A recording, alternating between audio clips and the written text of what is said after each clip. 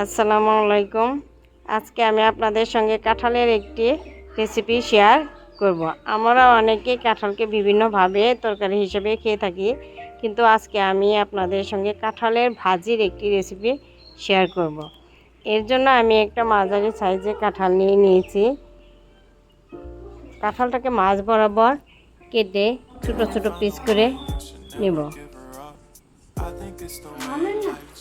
আমি কাঁঠালটাকে এরকমভাবে ছোট ছোট পিস করে কেটে নিয়েছি। এখন এটাকে চুলায় একটা প্যান বসিয়ে সামান্য পরিমাণ পানি দিয়ে কাঁঠালটাকে সিদ্ধ করে নেব।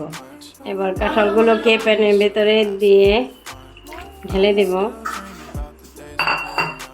1 কাপ পরিমাণ পানি দিয়ে দেব। ঢাকনা দিয়ে ঢেকে কাঁঠালটাকে 5 মিনিটের মতো সিদ্ধ করে নেব।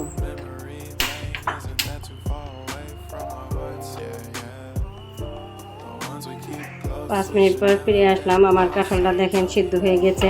এই পর্যায়ে কাঁঠালটাকে আমি চুলা থেকে নামিয়ে নেব। কাঁঠালগুলো ঠান্ডা হয়ে গিয়েছে। এখন হাত দিয়ে চেপে চেপে কাঁঠালগুলো থেকে সবগুলো পানি ঝরিয়ে নেব।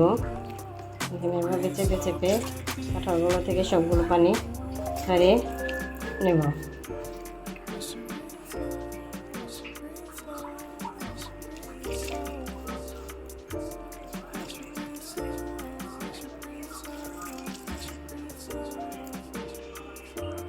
দেখেন আমার কাঁঠালগুলো থেকে সবগুলো পানি বের করে নিয়েছি।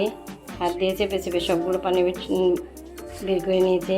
এবার এটাকে শিলপাতায় নিয়ে থেতলে নেব। আমি এইভাবে একটা চেতলিতে নিয়ে সবগুলো কাঁঠালকে থেতলে নিয়েছি। আপনাদের কারো বাসায় শিলপাটা না থাকলে এইভাবে চেঁচনিতে নিয়েও কাঁঠালগুলো থেতলে নিতে পারবেন। দেখেন আমার সবগুলো কাঁঠাল থেতলানো হয়ে গেছে। আমি এইভাবে করে সবগুলো কাঁঠালকে থেতলে নিয়েছি।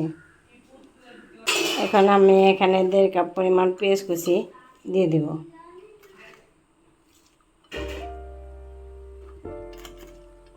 পরিমাণ মতো কাঁচামরিচ ফালি দিয়ে দেব।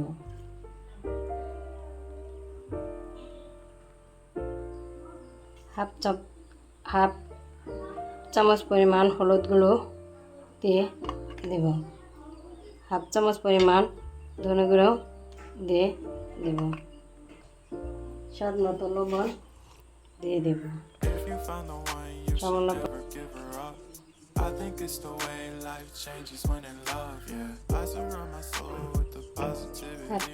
চামচ পরিমাণ আদা পেস্ট দিয়ে দেবো। এবার সবগুলো উপকরণ দিয়ে কাঁঠালগুলোকে ভালোভাবে মেখে নেব।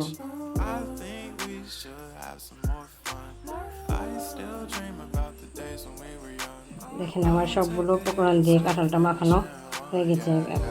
এবার চুলায় একটি প্যান বসে দেব। গ্যাসের চুলাটা অন করে দেব। প্যানটা গরম হয়ে এসেছে। এবার পরিমাণ মতো রান্নার তেল দিয়ে দেব।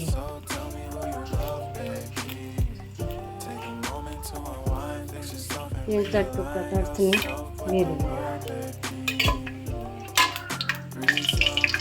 3-4টা এলাচ দিয়ে দেব। এগুলোকে একটু ভেজে নেব। এবার এখানে কাঁঠালগুলো দিয়ে দেব।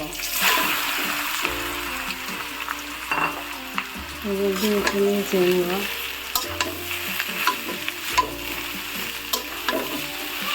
এইভাবে 15-20 মিনিটের মতো থেকে ভাজি করে নেব। মাঝে মাঝে একটু নেড়ে দেব।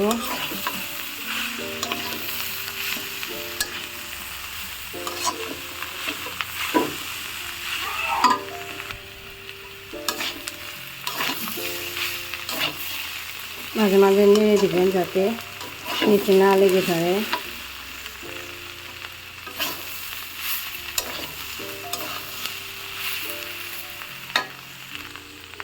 দেখেন আমার কাঁঠালটা কি সুন্দর ভাজি হচ্ছে। সুন্দর একটা স্মেল আসতেছে।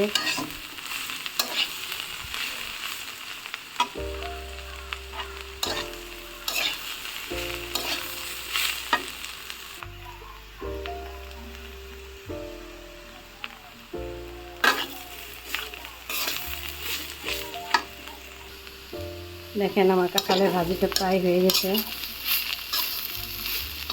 দেখতে কত সুন্দর লাগতেছে। দেখেন আমার কাঁঠাল ভাজিটা হয়ে গেছে। এই পর্যায়ে আমি এটাকে চুলা থেকে নামিয়ে নেব।